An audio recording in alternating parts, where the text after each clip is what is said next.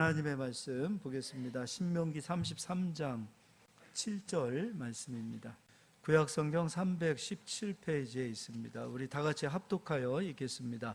유다에 대한 축복은 이러하니라. 일러스되 여호와여 유다의 음성을 들으시고 그의 백성에게로 인도하시오며 그의 손으로 자기를 위하여 싸우게 하시고 주께서 도우사 그가 그 대적을 치게 하시기를 원하나이다. 아멘. 오늘 말씀은 지난 시간에 유다에 대해서 제가 한 번 더 유다에 대해서 설명을 해드렸고요. 오늘은 이제 유다에 대해서 한 번 더 설명해 드리도록 하겠습니다. 오늘은 이제 유다가 어떤 마음을 가졌는가? 장자의 마음을 가진 유다, 이렇게 유다에 대해서 말씀을 전하겠습니다. 지난 시간에는 이제 유다가 장자로 하나님 앞에 선택될 수밖에 없었던 이유가 유다는 어떤 믿음을 가졌지요? 선두에 설 수 있는 믿음을 가졌습니다. 그러니까 선두에는 아무나 세워지는 것이 아니라 믿음을 가진 자들이 선두에 설 수 있다라는 것을 설명해 드렸어요. 오늘은 이제 믿음은 있지만 마음이, 하나님이 보실 때 마음이 장자의 마음이 되지 않으면 장자가 될 수 없어요. 유다는 이 두 가지를 다 가진 거예요.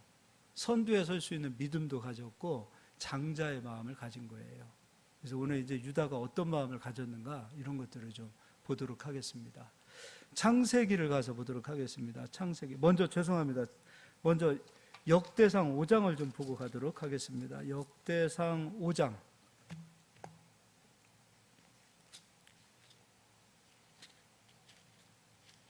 역대상 5장입니다.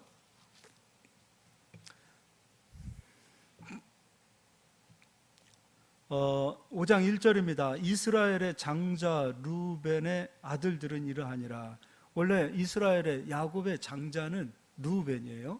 근데 이 루벤에게서 장자가 누구에게로 옮겨지냐면 요셉 가문으로 옮겨집니다. 특별히 요셉의 막내 아들이죠, 차남 에브라임에게 장자권이 넘어갑니다. 그런데 이 에브라임에게서 다시 유다 지파로 장자권이 넘어오는 그 과정을 설명하고 있습니다. 지금 이제 우리가 신명기 오늘 읽었던 이 본문은 모세가 이스라엘 백성들 12지파에게 축복을 하는 그 축복의 메시지를 전하는 거예요.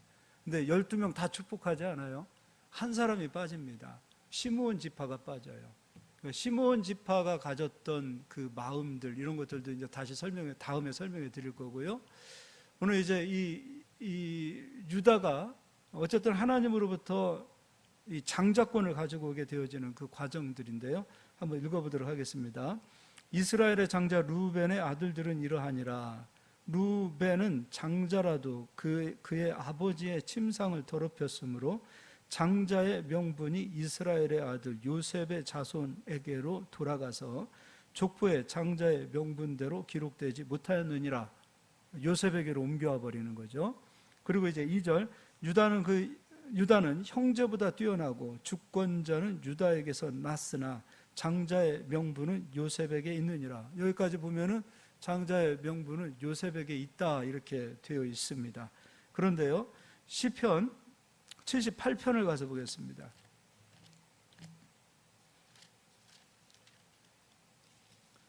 시편 78편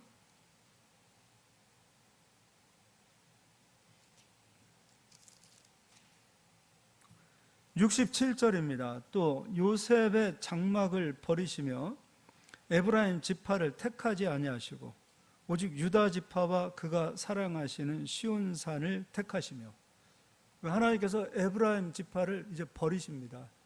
에브라임이 믿음을 끝까지 지키지 않아요. 버렸다고 표현하니까 그런데 장자권을 에브라임 지파에서 유다 지파로 옮기시는 것을 보게 됩니다. 그래서 69절, 그의 송소를 산의 높음같이 영원히 두신 땅같이 지으셨도다. 또 그의 종 다윗을 택하시되 양의 우리에서 취하시며. 그러니까 에브라임 지파가 장자권을 가졌을 때는 에브라임 지파에 성소가 있었어요. 법궤가 있었어요. 그래서 60절에 사람 가운데 세우신 장막 곧 실로의 성막을 떠나시고, 에브라임 지파가 믿음을 끝까지 지키지 못해서 법궤를 빼앗겨 버리죠. 그 빼앗겨전 빼앗겨진 이 법궤를 누가 찾아오냐면 다윗이 찾아와요. 그래서 다윗이 성전을 짓고 그 법궤를 성전에 모시는 것을 보게 됩니다. 그래서 장자권은 누구에게로 옮겨지냐면 유다 지파 다윗에게로 장자권이 옮겨집니다. 그러니까 여러분, 예배를 놓친다, 예배를 잃어버린다, 예배를 가볍게 생각하면 안 돼요. 에브라임은 예배를 가볍게 여겼어요. 법궤를 빼앗기는 것을 보게 됩니다. 하나님 은혜를 빼앗긴 거예요. 다윗은 예배에 목숨을 걸었던 사람이에요. 그 하나님은 다윗에게 장자권을 주시는 거예요. 그러니까 예배에 목숨을 거는 자에게 하나님께서는 은혜를 부어주시는 것을 보게 됩니다. 자, 그럼 이제 이 유다가 가졌던 이 마음을 한번 보도록 하겠습니다. 창세기를 가서 보겠습니다.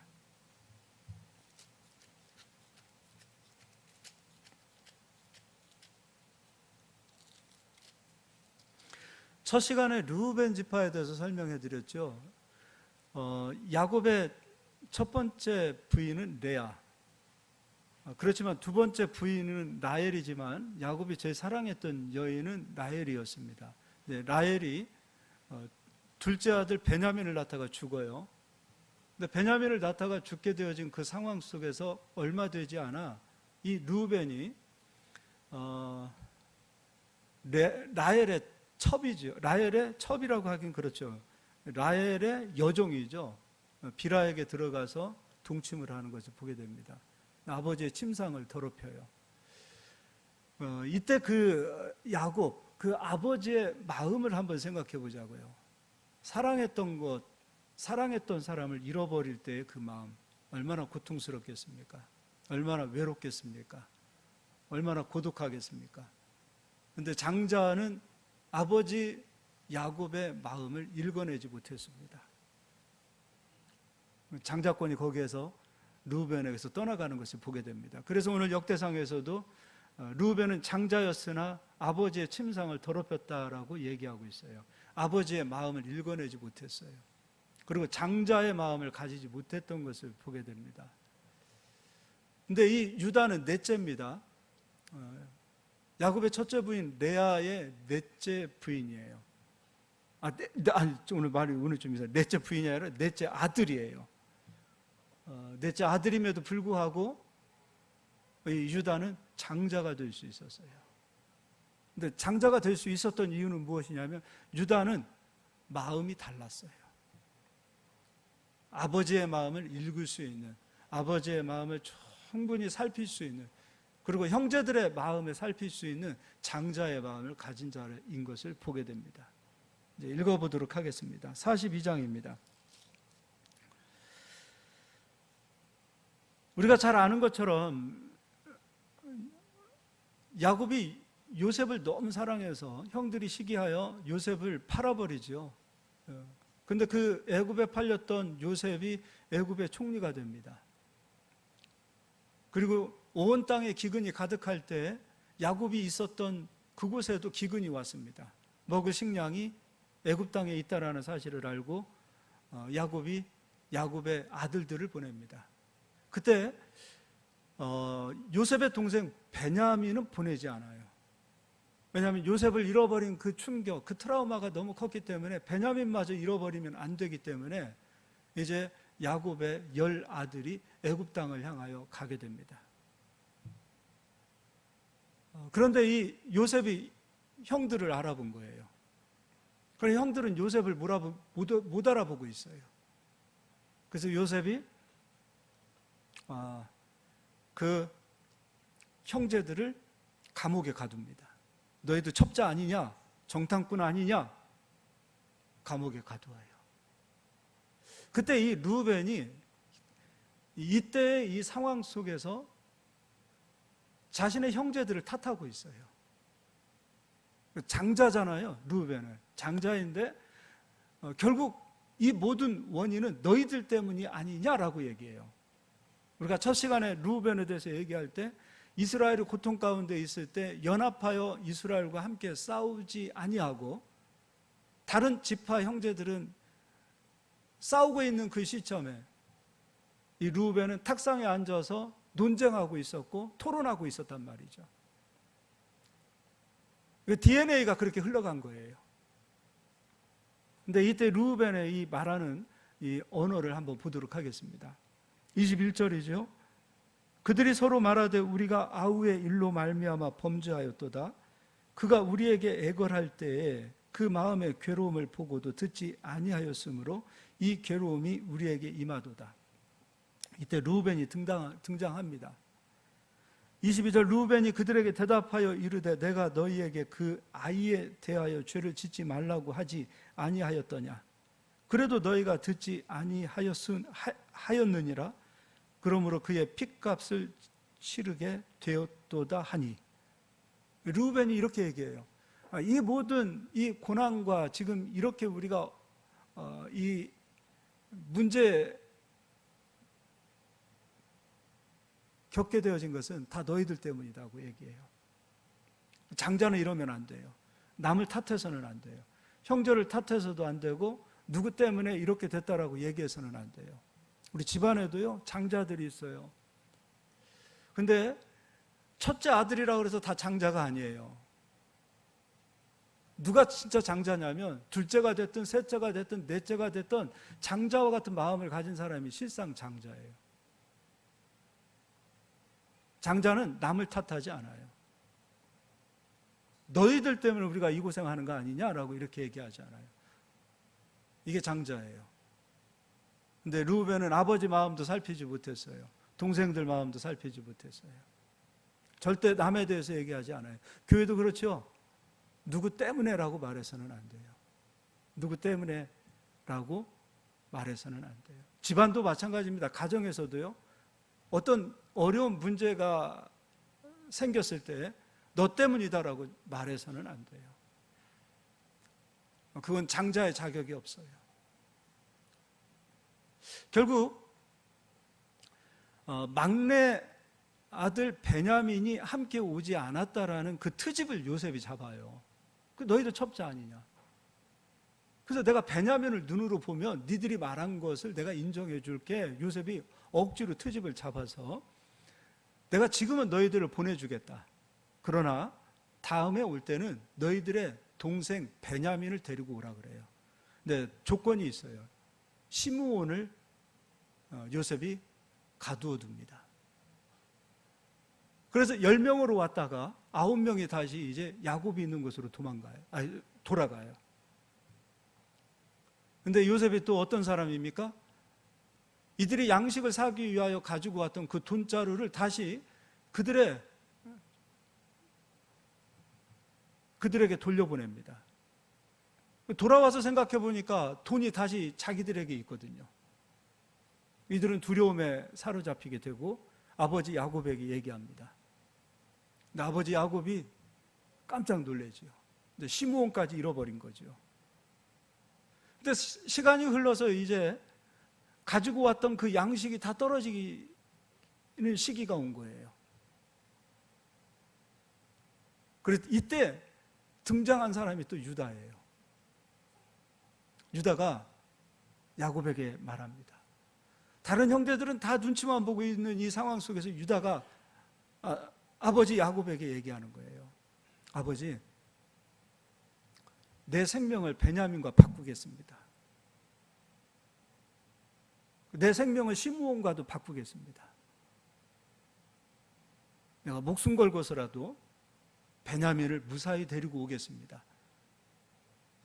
그렇지 않는다면 내 목숨을 버려서라도 이들의 생명을 다 살리겠습니다라고 얘기해요. 그때 야곱이 감동을 받아요. 그래, 알았다. 그렇게 해보자. 그래서 다시 보냅니다. 베냐민을 데리고 들어가요. 베냐민을 보았던 요셉은 자기 동생 아니에요. 그리고 이 요셉이 다시 트집을 잡기 시작해요. 이들을 다 돌려보내는 척하면서 요셉이 가지고 있었던 그 은잔을 베냐민 자루에다가 넣어놓습니다. 그리고 너희들이 나의 물건을 훔쳐간 것 아니냐라고 해서 그들을 다시 다 데리고 와요. 그때 유다가 내가 종이 되겠습니다라고 얘기를 하는데 요셉은 그렇지 않아요. 아니, 은잔이 발견되어진 베냐민만 내 종이 될 거다라고 얘기해요. 그때 요셉이요 이렇게 얘기합니다. 베냐민을 대신해서 내가 종이 되겠습니다. 다른 형제들은 가만히 있어요.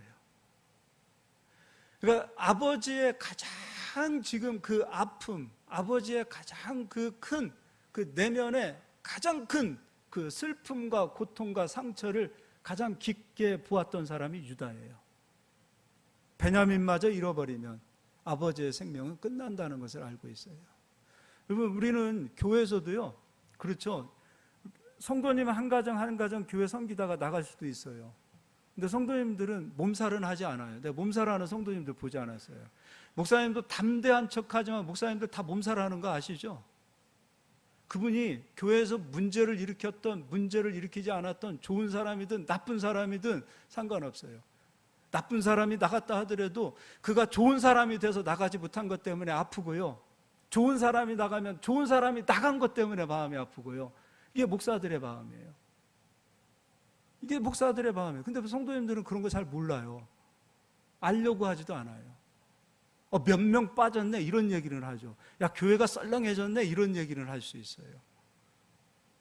그때 목사의 심정도 그렇지만 말씀으로 서지 못하는 성도들을 바라보는 하나님 아버지의 마음은 어떨까 생각해 보셨어요? 목사는 다른 것 때문에 몸부림치지 않아요. 성도들이 오직 하나님의 사람으로 내버려둬도 방관해도 말씀으로 서서 굳건하게 신앙생활하고 예배할 수 있는 성도들이 되기를 소망하는 거예요. 야곱의 마음하고도 똑같은 거 아니에요. 요셉을 잃어버렸을 때 르우벤 보세요. 남 탓하고 있어요.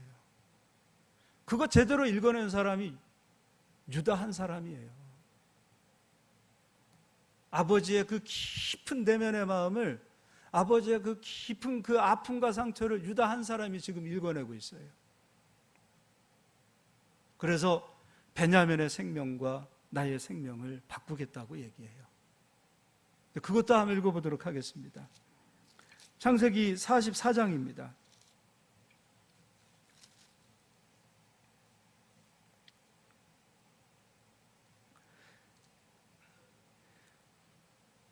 베냐민 자루에서 요셉의 은잔이 발견되어졌을 때 요셉이 베냐민을 끌고 가려고 하죠. 그때 나머지 형제들은 그냥 잠잠해요. 근데 유다가 목숨 걸고 나와요. 요셉에게 내가 한마디 하겠습니다. 그러고서는 아버지 얘기를 해요. 이거 다 읽으면 시간이 가고요. 18절 읽어드리겠습니다. 유다가 그에게 가까이 가서 이르되 내 주여 원하건대 당신의 종에게 내 주의 귀에 한 말씀을 아뢰게 하소서. 주의 종에게 노하지 마소서. 주는 바로와 같으심이니이다. 이전에 내 주께서 종들에게 물으시되 너희는 아버지가 있느냐 아우가 있느냐 하시기에 우리가 내 주께 아뢰되 우리에게 아버지가 있으니 노인이요 또 그가 노년에 얻은 아들 청년이 있으니 그의 형은 죽고 그의 어머니가 남긴 것은 그뿐이므로 그의 아버지가 그를 사랑하나이다 하였더니, 그리고 저 밑으로 내려가서 30절입니다.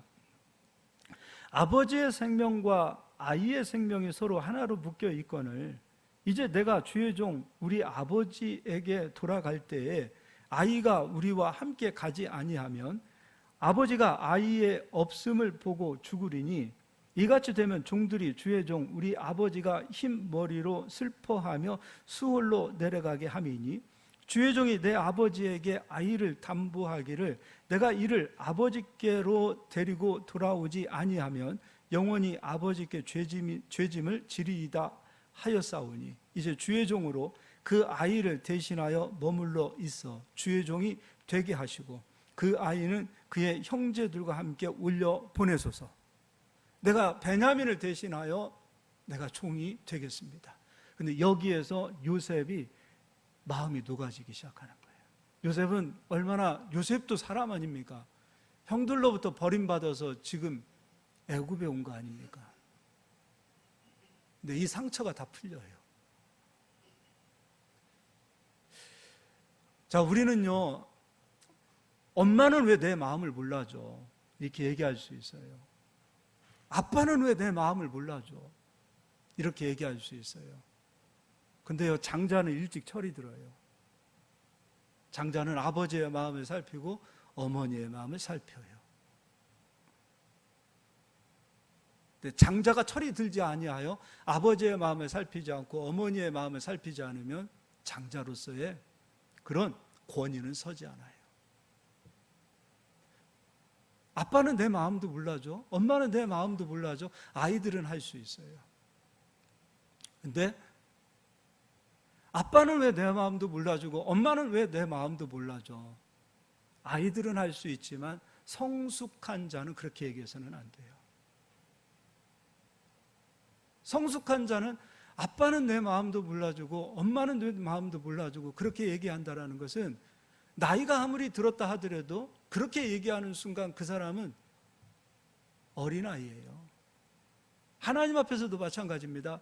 하나님은 우리의 마음을 위로하시고 우리의 마음을 살피시고 우리의 마음을, 우리의 머리털도 다 서고 계시는 하나님이기 때문에 우리의 마음을 위로하시는 하나님으로만 우리가 찬양하고 고백하고 있는데, 여러분 솔직하게 얘기해 보자고요. 우리는 하나님 마음 압니까? 하나님은 내 마음도 몰라주고 내가 지금 이렇게 힘든데 하나님은 내 형편도 살피지 않고 이렇게는 얘기할 수 있지만 우리는 정작 하나님의 마음을 아느냐 이거예요. 그리스도의 마음을 압니까? 하나님의 마음을 압니까? 그러니까 변화가 없는 거예요. 그러니까 1년, 2년, 3년, 4년 죽을 때까지 신앙생활을 해도 우리가 그리스도를 닮지 못하는 거예요. 늘 어린아이와 같은 믿음 생활을 하고 있는 거예요. 우리 아버지 마음 압니까? 우리 하나님의 마음을 압니까? 하나님의 마음을 헤아리려고 하시느냐 이거예요. 하나님은 내 마음도 몰라주고 하나님은 내 마음도 살피지 않고 지금 내가 어떤 심정으로 내가 지금 어떻게 살아가고 있는데 왜 하나님은 나를 알아주시지 않습니까? 우리는 이렇게 많이들 얘기하잖아요. 노래할 때도 고백할 때도 하나님은 우리의 마음을 살피시고 우리의 마음을 위로하시는 왜 하나님으로만 여기시느냐 이거예요. 하나님도 인격을 가지신 하나님이시고 우리 아버지신데 왜 우리는 아버지의 마음을 살피지 않습니까? 아무나 장자의 축복을 받는 게 아니에요. 아버지의 마음을 살필 수 있는 자가 축복을 받는 거예요. 아무에게나 장자권을 주시지 않아요. 아버지의 마음을 살필 수 있는 자에게 장자권을 주시는 거예요. 그래서 우리 어린아이들은 그럴 수 있어요. 엄마 아빠에게 엄마는 내 마음도 몰라주고 아이니까 그렇게 할 수 있어요. 그러나 성장되어지는 우리 청년들, 우리 특히 부모님들을 모시고 있는 모든 분들은 이제 더 이상 그런 말 해서는 안 돼요. 부모님 마음도 좀 살펴볼 수 있어야죠. 부모님의 그 아픔들을 한번 헤아려 볼 수 있어야 되지 않을까 싶어요. 그래야 장자가 될 수 있는 자격이 되는 거예요. 이게 바로 유다가 가졌던 마음이에요. 아버지 마음도 헤아렸어요. 형제들의 마음도 헤아렸어요. 결국에는 창세기 요셉을 통하여 유다를 통하여 해피엔딩으로 끝나는 겁니다. 다 화목하게 되었어요. 모든 문제가 해결이 되어졌어요. 늘 남 탓하고 책임지지 않고 누군가의 마음을 헤아리지 않는 그런 형제들로만 가득하고 있는 그곳에는 해피엔딩이 절대 이루어질 수 없어요. 창세기가 얼마나 아름답게 끝납니까? 여기에 큰 공신을 한 사람이 장자의 마음을 품었던 넷째 아들 유다가 있었다라는 거예요. 교회도 해피엔딩으로 끝나야 되지 않겠습니까? 그리스도의 사람들 아닙니까? 예수를 믿고 예수의 마음을 가지고 사는 성도들이 있는 곳 아닙니까?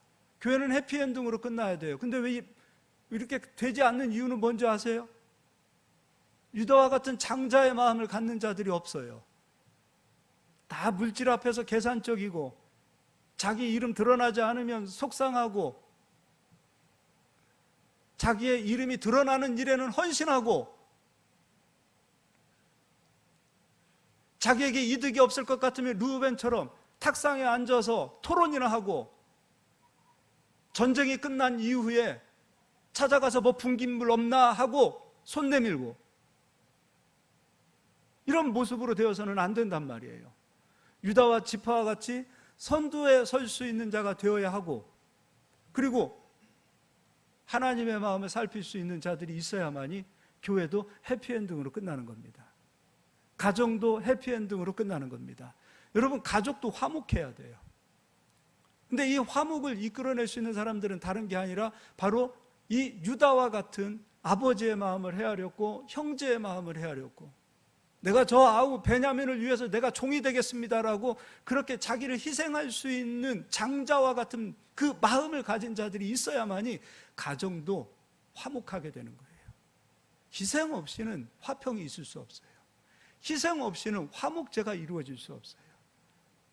이렇게 해서 장자의 마음을 가졌던 유다를 통해서 이 야곱의 가문은 해피엔딩으로 창세기를 마무리합니다. 이제 결정적으로 장자권을 아예 그냥 못 박아낸 사람이 있어요. 장자권을. 근데 그가 다윗이에요. 근데 다윗은요, 유일하게 이스라엘 백성들 가운데 하나님 아버지의 마음을 읽어냈어요. 장자는 아무나 되는 게 아니에요. 에브라임에게서 다윗에게로, 지금 이게 법궤죠.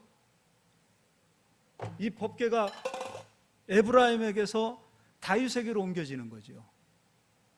이 법궤가 다윗이 있는 곳으로 옮겨질 수밖에 없었던 것 또한 다윗이 가졌던 마음이었어요. 다윗이 가졌던 마음이에요. 하나님의 마음을 정확하게 읽어냈던 사람이 다윗이었어요. 사무엘하 7장을 가서 보겠습니다.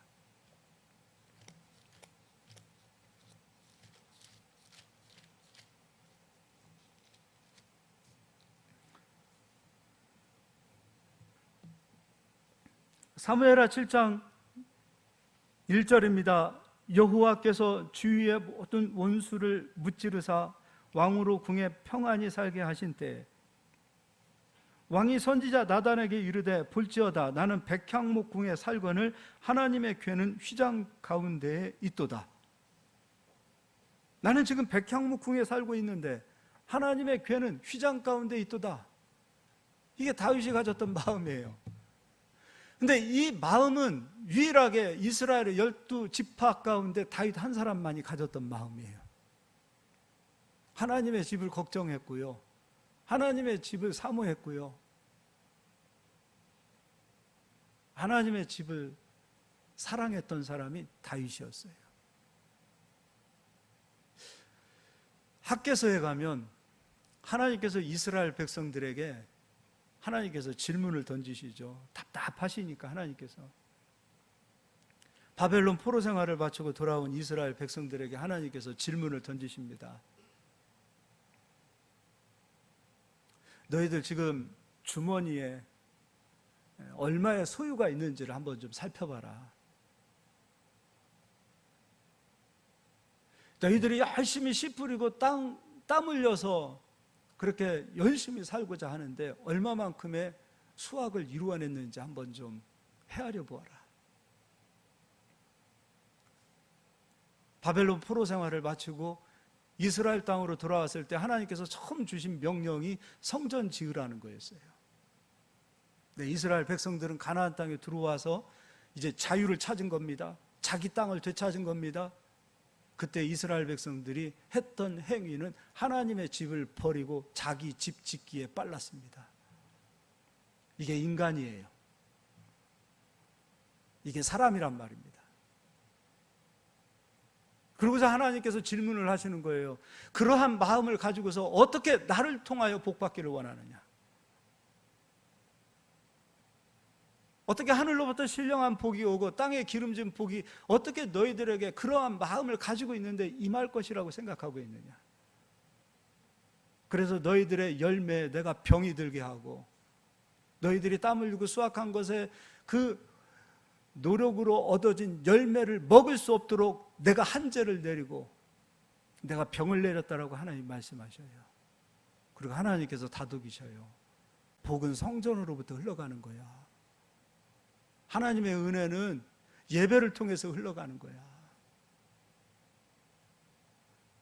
이제 성전을 짓자. 다독이고 그리고 다시 성전을 짓기 시작하는 그 시기점부터 하나님께서 다시 이스라엘 백성들에게 질문하십니다. 이제 너희들의 소유를 확인해 보아라.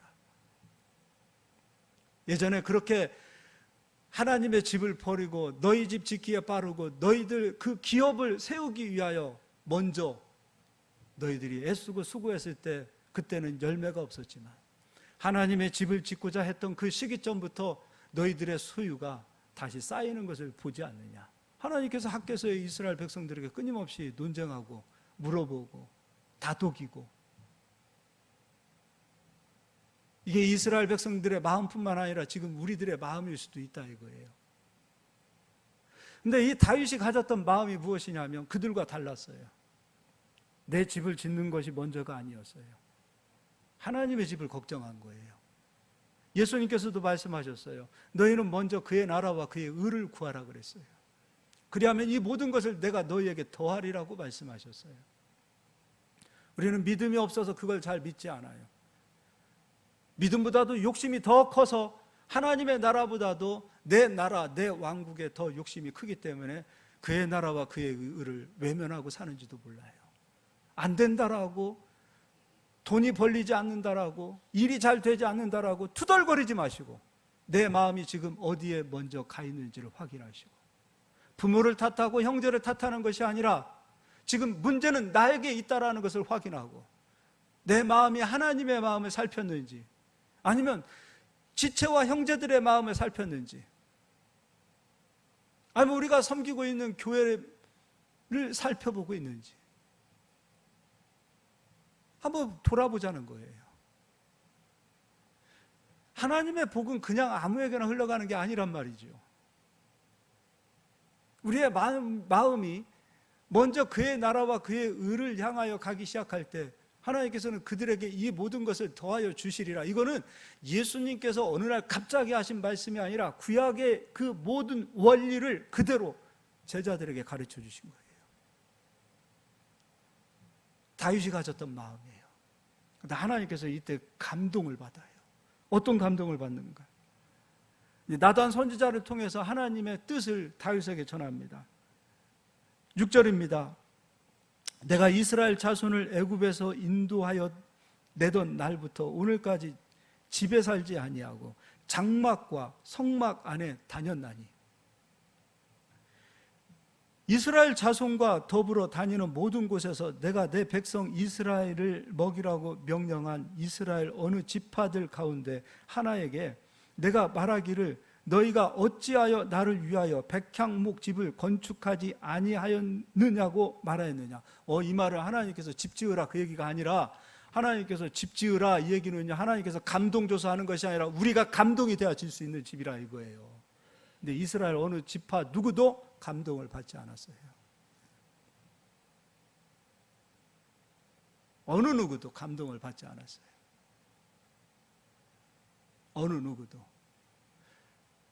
어느 누구도 감동을 받지 않았으나 다윗 한 사람 감동을 받았어요. 그리고 나서 8절입니다.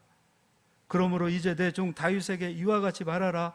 만군의 여호와께서 이와 같이 말씀하시기를 내가 너를 목장 곧 양을 따르는 데에서 데려다가 내 백성 이스라엘의 주권자로 삼고 내가 가는 모든 곳에서 내가 너와 함께 있어 내 모든 원수를 내 앞에서 멸하였은즉 땅에서 유대한 자들의 이름같이 내 이름을 유대하게 만들어 주리라. 네가 그 마음을 가졌기 때문에 이제 내가 너의 이름을 위대하게 하리라. 그러니까 신명기 오늘 모세가 유다 지파에게 했던 축복이 그대로 이루어지는 거죠. 그대로 이루어져 가요. 그래서 10절입니다. 내가 또 내 백성 이스라엘을 위하여 한 곳을 정하여 그를 심고 그를 거주하게 하고 다시 옮기지 못하게 하며 악한 종류로 전과 같이 그들을 해하지 못하게 하여 전에 내가 사사에게 명령하여 내 백성 이스라엘을 다스리던 때와 같이 아니하게 하고 너를 모든 원수에게서 벗어나 편히 쉬게 하리라. 여호와가 또 내게 이르노니 여호와가 너를 위하여 집을 짓고, 네가 내 집을 짓는다고? 이제 내가 너의 집을 지어주리라. 내가 너의 집을 세워주리라. 그리고 12절입니다. 내 수완이 차서 내 조상들과 함께 누울 때에 내가 내 몸에서 내 씨를 내 뒤에 세워 그의 나라를 견고하게 하리라. 그는 내 이름을 위하여 집을 건축할 것이요 나는 그의 나라 왕위를 영원히 경고하게 하리라.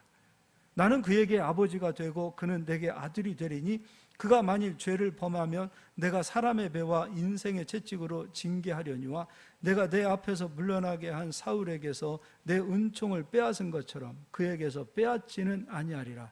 내 집과 내 나라가 내 앞에서 영원히 보존되고 내 왕위가 영원히 경고하리라 하셨다 하라.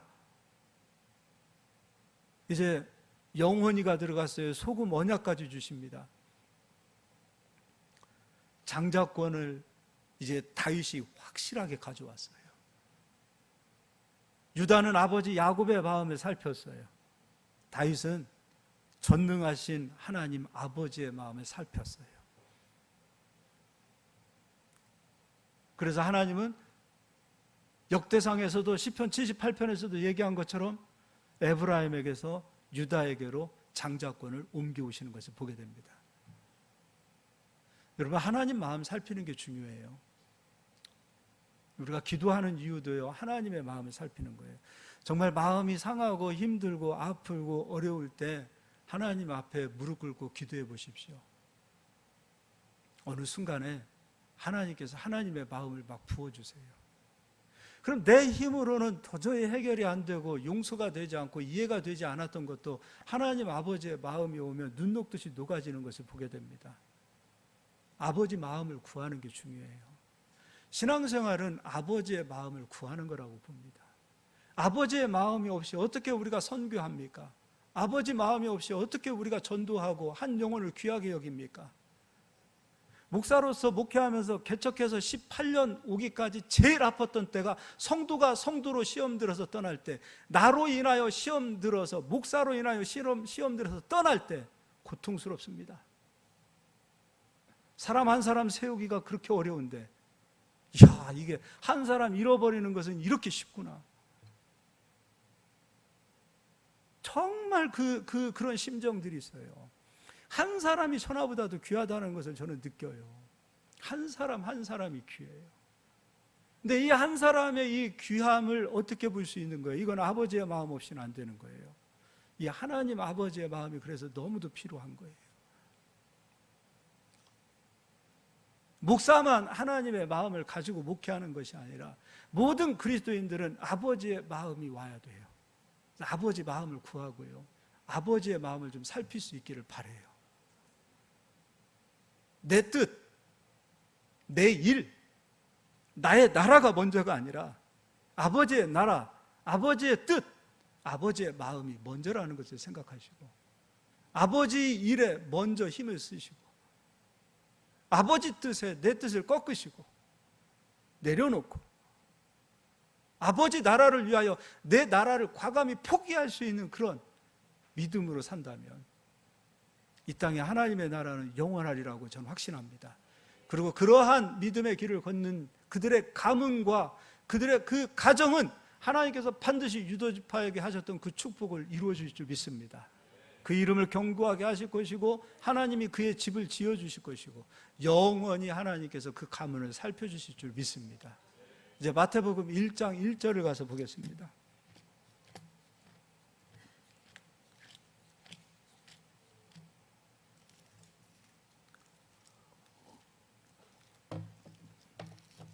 마태복음 1장 1절입니다. 아브라함과 다윗의 자손 예수 그리스도의 계보라. 아브라함과 루벤의 자손 이렇게 얘기하지 않고 있어요. 아브라함과 시므온의 자손 얘기하지 않고 있어요. 그리스도는 다윗의 자손으로 오셨어요. 장자권의 그 혈통을 다윗이 가져왔고 예수 그리스도는 다윗의 자손으로 이 땅에 세상을 구원하기 위해서 오셨어요. 신약성경 1장 1절에 아브라함은 믿음의 조상이요 예수 그리스도는 다윗의 혈통으로 이 땅에 오셨어요. 그의 이름을 하나님께서 이렇게 높여주신 거예요. 이 다음에 우리가 천국에 갔을 때 우리 이름을 통하여 열방이 구원을 받고 우리 이름을 통하여 누군가가 예수를 믿고 우리 이름을 통하여 죽었던 자들이 살아나고 소망이 없던 사람들이 우리를 통하여 우리가 증거한 복음을 듣고 우리가 증거한 예수를 그들이 믿음으로 그들이 세워져 가는 것을 하나님께서는 업적으로 기록하시고 남겨놓으셨을 때 그곳에 내 이름이 빠져 있다면 어떻게 하시겠습니까? 간신히 구원받은 생명책의 이름은 기록되었다 하더라도 그리스도의 이 계보는 계속 흘러가야 돼요. 주님 오시는 그날까지 계속해서 그리스도의 그 계보는 흘러가야 된단 말입니다. 그것에 우리의 이름이 기록되어야 되지 않겠습니까? 근데 르우벤이 되어서 늘 논쟁이나 하고 시므온이 되어서 가장 먼저 음행하고 단지파가 되어서 하나님이 주신 그 기업도 잃어버리고 우상이나 세우고 남 실족하게 하여 믿음에서 떠나게 하는 그런 곳에 우리가 기록되어진다면 이건 어떻게 하시겠습니까? 우리의 이름이 다윗의 자손과 같은 이름으로 기록되어져서 그리스도의 후손들이 계속해서 우리를 통하여 기록되어지는 역사가 나타나는 그런 꿈을 꾸실 수 있기를 예수의 이름으로 축복합니다. 사도 바울은 로마서에서 예수 그리스도를 높일 때 이렇게 말하고 있습니다. 복음에 대해서 이야기할 때 예수 그리스도는 다윗의 혈통으로 오셨다 그랬어요. 다윗의 이름이 그렇게 높아졌어요. 그것도 찾아보겠습니다. 로마서입니다.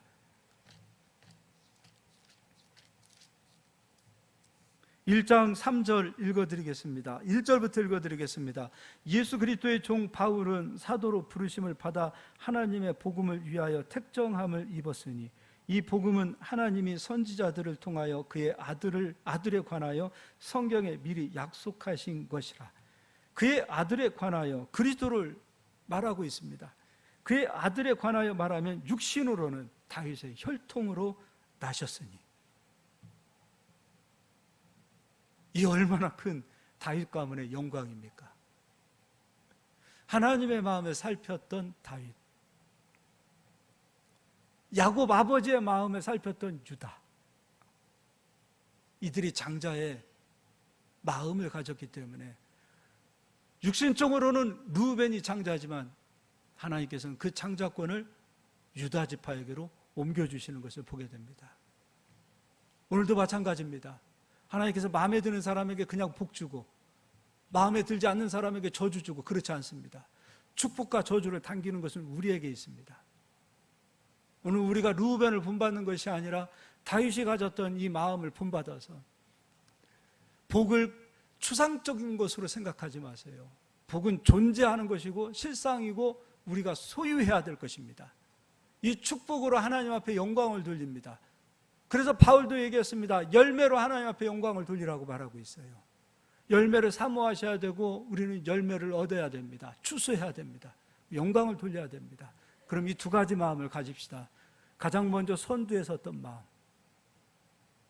지난 시간에 설명해 드렸죠. 가장 후미에 섰던 사람들은 늘 원망하고 불평하고 수군거리고 그리하여 이스라엘 백성들의 믿음을 무너뜨리는 일을 했어요. 선두는 아무나 서지 않아요. 전쟁에 나가서 하나님이 나와 함께 하신다는 믿음을 가지고 있는 자들을 불러서 선두에 유다 지파를 세우셨어요. 그만한 자격이 있었어요. 우리는 이 유다 지파의 이 마음, 선두에 서고자 했던 이 마음, 그리고 더 한 가지 가져야 될 마음이 있어요. 그것만 가져서는 안 돼요. 여호수아도 선두에 설 수 있는 그 어느 누구보다도 강한 믿음을 가지고 있었어요. 그러나 진짜 하나님 앞에 장자로서 인정받을 수 있는 믿음은 두 가지가 다 와야 돼요. 장자의 마음이 있어야 돼요. 육신적인 부모님의 마음도 여러분 살필 수 있는 분들이 되시기 소망합니다. 하나님 아버지 잘 섬긴다고 하면서 육신적 부모는 내팽개치는 것, 그거는 믿음 아니라 그랬어요. 육신적 부모님도 잘 섬기세요. 부모님의 마음도 잘 살피실 수 있기를 바라요. 연세가 드시면 말수가 적어지기도 하고 말하는 것이 어둔하기도 하고 자기 뜻을 잘 전달하지도 못하는 그런 상황이 되어지기도 하더라도 그 마음을 읽으셔서 어르신들의 마음을 살피실 수 있기를 소망합니다. 힘들지요, 어렵지요, 희생하는 일이에요, 피 흘리는 일이에요. 근데 피 흘리는 일이 없이 어떻게 장자가 될 수 있습니까? 희생이 없이 어떻게 장자가 될 수 있습니까? 힘들어도 하십시오. 부모님의 마음을 살피십시오. 꼰대라고 욕하지 마십시오. 노인네라고 비방하지 마십시오. 부모님의 마음을 살필 수 있는 저희들이 되세요. 효도하세요. 그리고 전능하신 하나님의 마음도 좀 살폈으면 좋겠어요. 성경은 온통 전능하신 하나님 아버지의 마음이에요. 그래서 이 전능하신 하나님 아버지의 마음이 읽혀질 때 성경을 보면서 통곡하면서 눈물 흘릴 수밖에 없다니까요. 이 두 가지, 육신의 부모님의 마음도 살피시기를, 헤아리시기를 소망하고요, 전능하신 하나님 아버지의 마음을 살필 수 있는 그 장자의 마음을 좀 다 가졌으면 좋겠습니다. 우리 옆 사람 인사합시다. 장자권 가져옵시다. 이 가지고 사시기를 예수 이름으로 축원합니다. 기도하겠습니다.